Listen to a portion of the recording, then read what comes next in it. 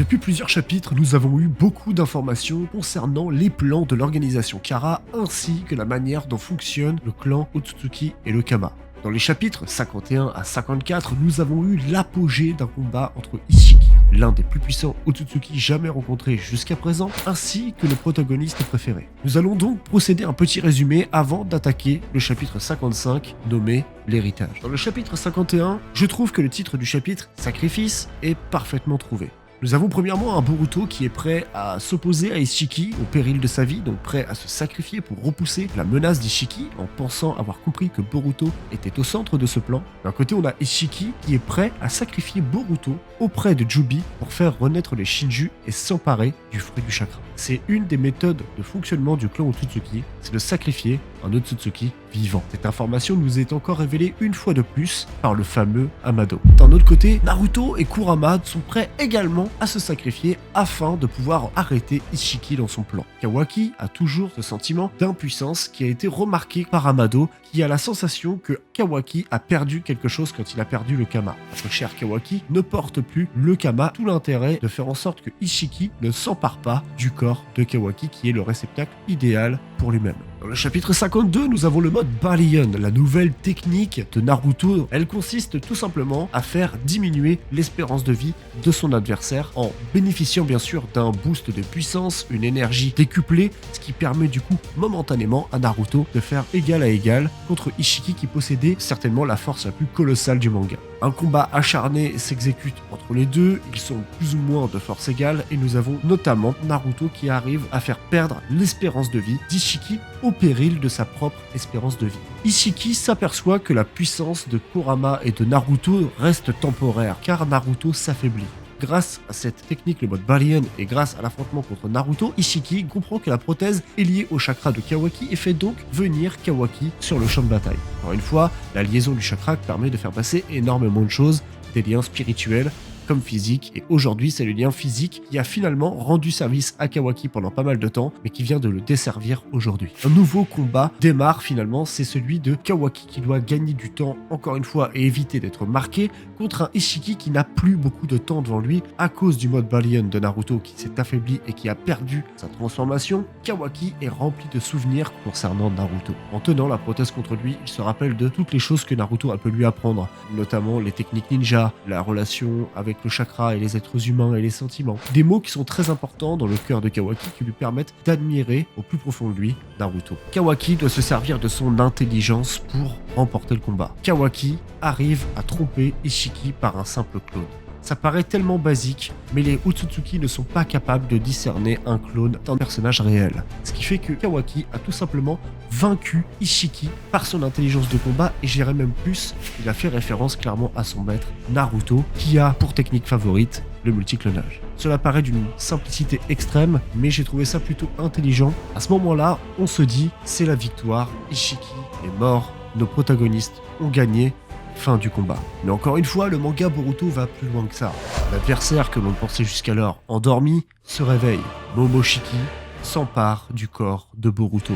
Et cette fin de chapitre a été quand même assez importante car nous avons un Boruchiki qui attaque littéralement Sasuke en lui plantant un kunai dans son Rinne Sharingan. C'est une perte colossale de puissance. Naruto, affaibli, ne pourra plus jamais se transformer, est en train de perdre Kurama. D'un autre côté, nous avons Sasuke, qui vient de perdre son Rinne Sharingan.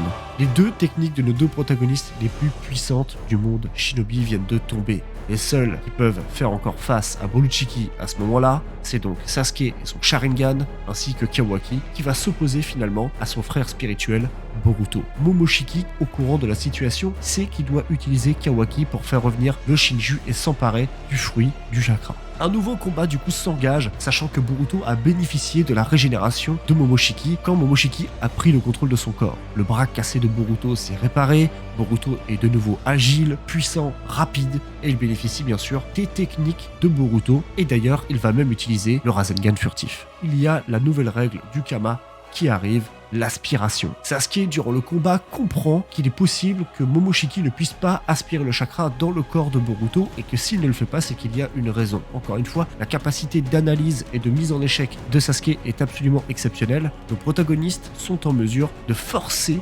Momoshiki et notamment Kawaki, qui va le faire d'une manière plutôt brillante en s'immolant directement de feu, à devoir aspirer du chakra pour faire revenir Boruto à la raison. Ils y parviennent enfin, jusqu'au moment où Boruto reprend le contrôle sur son corps et brise la corne de Momoshiki pour le faire partir. Finalement, la situation est assez ironique, c'est assez inversé. Nous avons un Boruto maintenant possédant le Kama avec un Kawaki libéré de celui-ci. Mais peut-être pas tout à fait.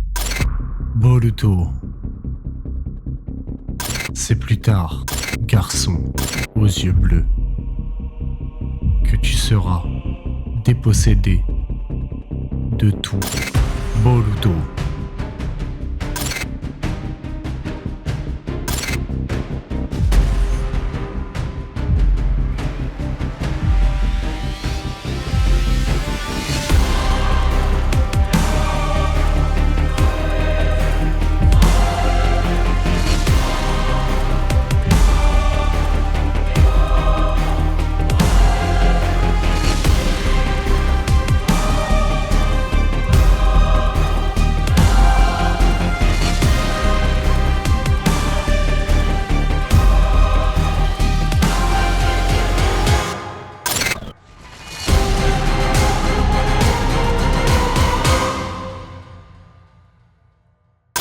Yo, salut les potes, c'est ProSensei, j'espère que vous allez bien. On se retrouve aujourd'hui pour le chapitre 55 de Boruto. Vous avez eu en début de vidéo un récapitulatif très bref des événements principaux du chapitre 51 au chapitre 54. Et aujourd'hui, on est parti pour une review du chapitre 55. Enfin, nous avons des nouvelles de code et pas seulement. Plein de choses se sont passées lors des derniers chapitres et aujourd'hui, on va avoir un petit peu les conséquences de tout ça et vous allez voir que c'est quand même assez chaud. Je pense qu'il n'y aura plus de combat avant un petit moment dans Boruto, de combat important tout du moins. Les derniers chapitres ont été vraiment très riches en informations et c'est ça qui est vraiment très intéressant dans les chapitres de Boruto. Ce n'est pas seulement que du combat, mais c'est également les sources d'infos que l'on a qui viennent enrichir l'univers de Naruto. Nous commençons tout au début du chapitre avec un Naruto et Kurama qui ont une conversation, vous savez, un petit peu comme ils ont d'habitude dans l'espèce de conscience de Naruto où ils peuvent discuter tous les deux et c'est probablement leur dernière conversation. Kurama lui dit: je suis venu te faire mes adieux, si tu as quelque chose à dire, c'est maintenant. Naruto très adroitement dit à Kurama: t'as tué mon père, t'as tué ma mère. Non, c'est pas ce que je voulais dire. Tu m'étonnes que c'est pas ce que tu voulais dire. Le mec il commence la conversation comme ça, super, ouais, ça fait 30 piges que je suis avec toi, on s'entend super bien maintenant, et le seul truc que tu me dis c'est t'as tué mon père, t'as tué ma mère, génial, merci, tu retiens que ça. Non mais c'est quand même des événements marquants quand même dans la vie de Naruto, faut pas déconner. Mais non, en fait il lui dit, non c'est pas ce que je voulais dire. Il s'est passé vraiment énormément de choses, finalement heureusement que tu étais là, merci pour tout. Naruto n'était tout simplement pas prêt à avoir une dernière conversation comme ça brutalement avec Kurama, en tout cas c'est ce qu'il lui dit. Dans le cas du mode Baleon, il n'y a seulement que le bijou qui quitte le corps du réceptacle, il n'y a que le bijou qui meurt. Tu vas être en état de choc temporaire, mais tu vas vivre.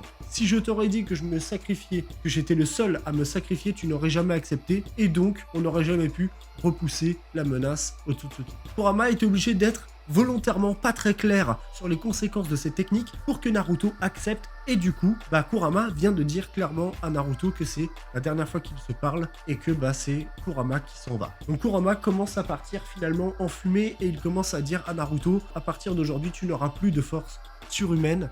Kurama s'en va petit à petit. Naruto se réveille et il est en compagnie de Boruto, de Sasuke et de Kawaki après le combat qui vient de se passer, avec un Boruto qui chouine dans les bras de son père parce qu'il savait pas s'il allait se réveiller ou pas. Sasuke qui a un bref récapitulatif par Naruto de la situation avec la perte de Kurama, etc. Donc voilà, c'est vraiment, ce combat termine pas sans perte, on va en reparler juste après. Et puis Kawaki également qui est soulagé de voir que Naruto se réveille puisqu'il savait pas si Naruto allait pouvoir se réveiller ou pas. Donc c'est pareil, ils sont tous finalement soulagé, mais on sent que Naruto a cette tristesse permanente tout au long du chapitre avec la perte de Kurama. C'est énorme, il a toujours vécu en Naruto finalement. Naruto et Kurama c'était quelque part la même personne, on le sent dans le regard de Naruto qu'il y a une perte, et vous allez voir, on en reparlera un petit peu après. Sasuke dit à Boruto: vas-y Boruto, fais un portail puisque moi je n'ai plus de Rinnegan. Ça c'est pareil, c'est la deuxième perte, c'est pour ça que je vous ai dit qu'on allait en reparler. Là clairement dans ce chapitre on vient de nous dire: écoutez, Naruto, Sasuke c'était les plus forts, et maintenant ils vont redescendre. Ils sont certes toujours toujours très forts, ça y a pas de problème. Il y a toujours le Sharingan du côté de Sasuke et leur capacité, leur technique, ça change rien. Il y a toujours également Naruto avec son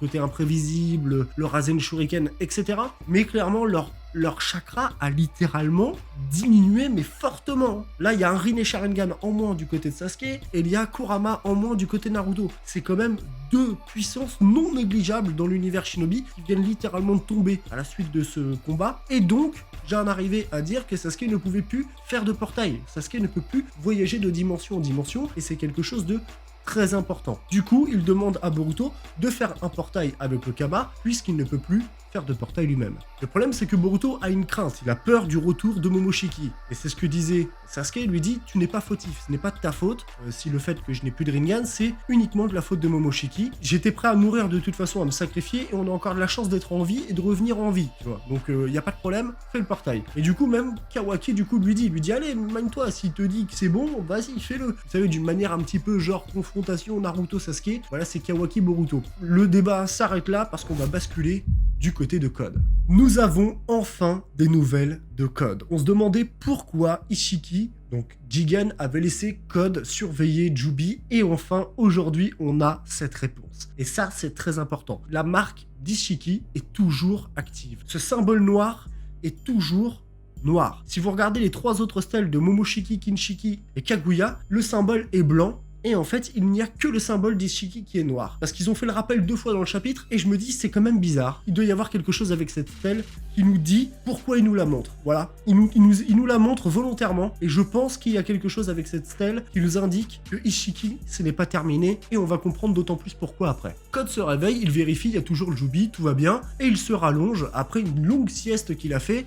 Il regarde dans le creux de sa main, et en fait, dans sa main, il y a un Kama, mais le Kama est blanc. L'intérieur du Kama est blanc. Nouvelle, il y a une deuxième sorte de Kama. Ça, c'est quand même assez incroyable. Vous allez comprendre, c'est plus subtil que ça. Il se dit lui-même que Kawaki l'a surpassé, et que Kawaki est un réceptacle officiel des Otsutsuki. Donc ça veut dire que lui-même n'en est pas un. Il se demande même pourquoi Kawaki n'est pas satisfait d'être un véritable réceptacle. C'est-à-dire que Code aimerait être ce que Kawaki est, alors que Kawaki fait tout pour ne pas l'être. Vous voyez ce que je veux dire? Kawaki fait tout pour ne pas être ce réceptacle. Il fuit Kara, il fuyait Jigen et Ishiki, il n'avait absolument pas envie d'en devenir un. Lui, Code, ne comprend pas pourquoi Kawaki ne veut pas le devenir. Il souhaiterait, il aimerait être ce fameux réceptacle. Le Kama blanc de Code commence à s'activer, c'est-à-dire qu'il fait pareil, la même réaction que ce que ça fait à Boruto ou à Kawaki quand il s'active, sauf qu'il est tout blanc, et une fumée se dégage du Kama, et nous avons le retour d'Ishiki sous forme de fumée à l'intérieur, dans un espèce de brouillard qui sort du Kama blanc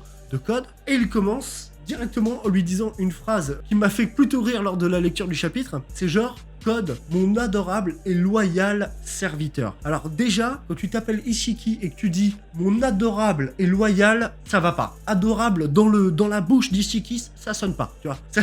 Ça sonne pas, tu sais qu'il y a une douille. À partir de ce moment-là, à la lecture du chapitre, et je l'ai dit directement, j'ai dit ça sent la douille, direct. Le retour d'Ishiki, c'est sûr, c'est certain. Et vous allez comprendre, je ne sais pas sous quelle forme, quelle sorte il va revenir, on va en discuter un petit peu plus loin, mais déjà ça c'est insane. Ishiki récapitule brièvement tous les événements qui se sont passés avec la trahison d'Amado, avec le fait que Kawaki a perdu le Kama, qu'il est obligé de se réincarner dans le corps de Jigen et que du coup il en est arrivé à cette forme. Il explique à Code qu'il y a eu la disparition de tous les réceptacles et qu'il en est arrivé à terminer dans le Kama de Code qui est un Kama imparfait. Ishiki se retrouve finalement, après avoir perdu tous les autres Kamas, se retrouve dans le Kama qui finalement n'a jamais pu être abouti, celui de Code. Son âme se retrouve dedans. Donc il explique à Code qu'aujourd'hui, Code va hériter, grâce à ce Kama blanc, de la volonté des Otsutsuki. Il va hériter également de l'âme de Ishiki en tant que force pure. Voilà, c'est exactement ce qu'il lui dit. Sous-entendu, tu vas pouvoir utiliser le Kama sans pouvoir être un réceptacle de Otsutsuki, mais il va pouvoir utiliser les capacités du Kama, et je pense que c'est ce que ça veut dire. C'est en gros, tu as les capacités du Kama,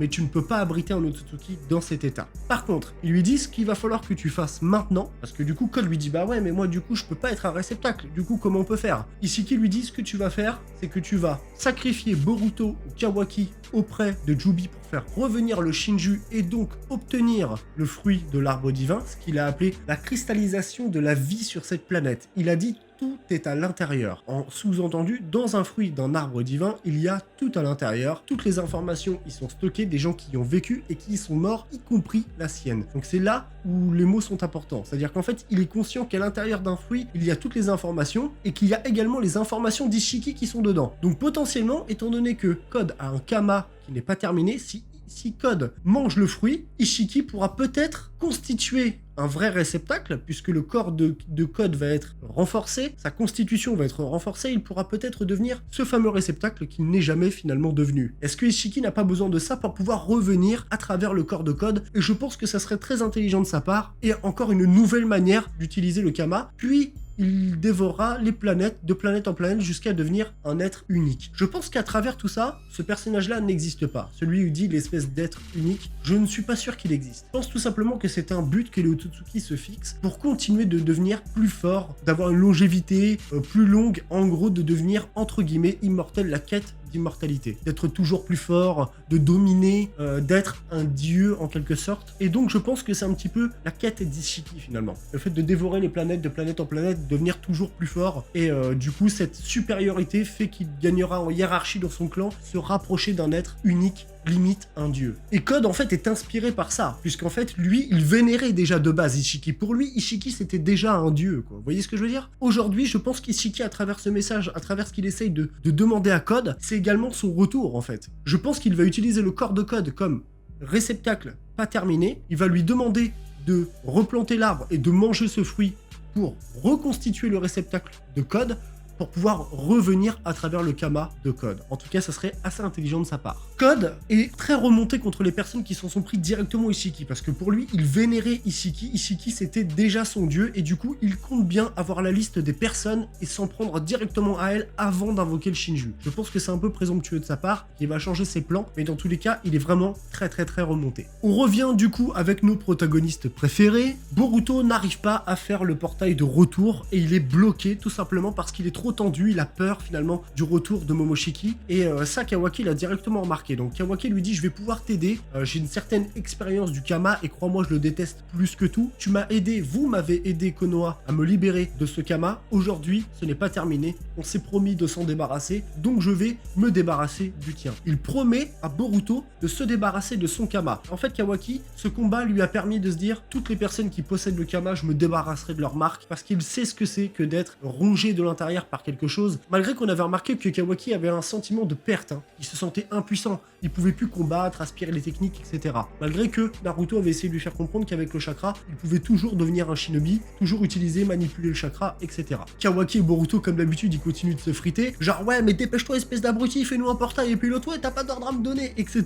Comme d'habitude à la manière d'un Naruto Sasuke avant, qui sont brouillés en confrontation comme ça. J'ai trouvé ça assez drôle, et du coup Boruto arrive un moment ou un autre à faire un portail, et donc Sasuke embarque Naruto, Kawaki et Boruto ils sautent dans le portail et ils reviennent finalement à Konoha, tous finalement sains et saufs. Il y a Shikamaru qui reçoit un appel en disant voilà, on a eu quelqu'un qui a pénétré dans Konoha, et donc ils ont ressenti les chakras de Naruto, Sasuke, etc. Et là il y a une réaction d'Amado qui est particulièrement dérangeante et à la fois intéressante, c'est qu'en fait Amado s'est levé, il a dit Kawaki, est-ce qu'il va bien, est-ce qu'il est sain et sauf? En fait c'est la seule question qu'il a posée, car Naruto, Sasuke, tout ça ils s'en bat les steaks, c'est Kawaki. Et en fait il s'est levé d'une manière inquiète, vous voyez, comme un père pourrait l'être pour son fils, ou comme si que Kawaki était précieux et qu'il fallait absolument que Kawaki revienne. Alors certes, Kawaki est un élément important et je pense très précieux pour l'avenir du monde. De la part d'Amado, c'était quand même très particulier parce qu'il s'est levé, il a posé la question. Et quand Shikamaru lui a dit oui, il est sain et sauf, ils sont tous en vie quoi. Ils sont blessés mais ils sont tous en vie. Amado s'est rassis d'un air extrêmement satisfait, genre ouf,